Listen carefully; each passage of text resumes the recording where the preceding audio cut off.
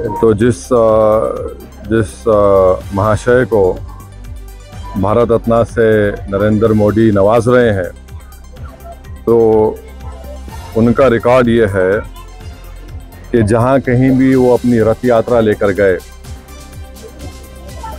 23 सितंबर से 5 नवंबर 1990 में, और जो जनरेशन जी जिसको कहते हैं, उन नौजवानों के लिए बता रहा हूं कि उस वक्त लाल कृष्ण आडवाणी रथ यात्रा लेकर निकले थे बाबरी मस्जिद को तोड़ने के लिए।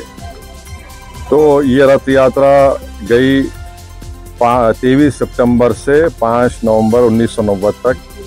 अहमदाबाद से शुरू हुआ, हरिद्वार, बिजनौर, पालनपुर, मुरादाबाद, रामपुर, धनेरा, बदायूं, अलीगढ़, मथुरा, आगरा, कानपुर, भरूच, लखनऊ, इलाहाबाद, सूरत, जौनपुर, फैजाबाद, वडोदरा, बाशी, वाराणसी, वायरू, रांची, पटना, मुंबई, गोधरा, हैदराबाद, जयपुर, दाहोद, बिदर, कोलार, जोधपुर, बेंगलुरु, देवानगिरी, मीरठ, रामानगरम, चन्नापटना, गाजियाबाद।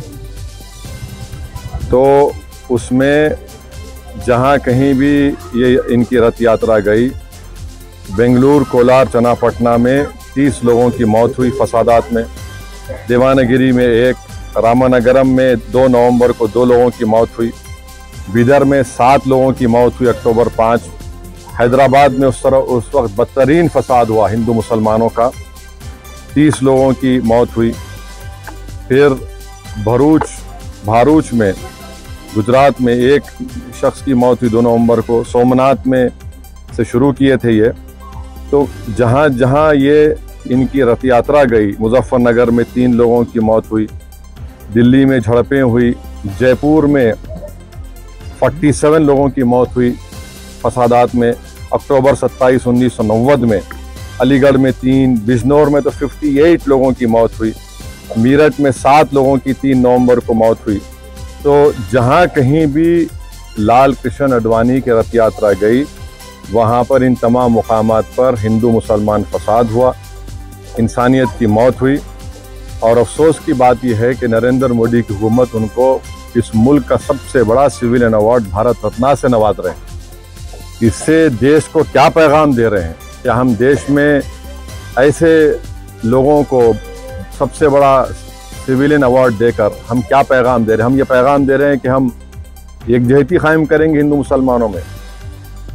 आप बताइए नरेंद्र मोदी की हुकूमत क्या पैगाम दे रही है?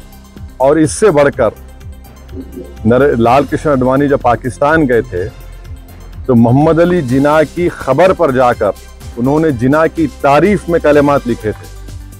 और यही आरएसएस, बीजेपी, विश्व हिंदू परिषद, बजरंग दल आए दिन भारत के गयूर मुसलमानों को बोलते हैं पाकिस्तान चले जाओ, पाकिस्तान चले जाओ। अरे कम से कम तुम अवार्ड देने से पहले ये तो देख लेते कि ठीक है, इतने लोग मरे, तुम भूल गए, इतने लोगों की मौतें हुई, बच्चे यतीम हुए, हमारी बहनें चाहे हिंदू हो मुसलमान हो बेवा हो गई, कई घर उजड़ गए। जो शख्स पाकिस्तान जाकर मोहम्मद अली जिन्ना जो इस मुल्क की पार्टीशन का जिम्मेदार है, आप उसकी तारीफ में कलेमात लिखता है।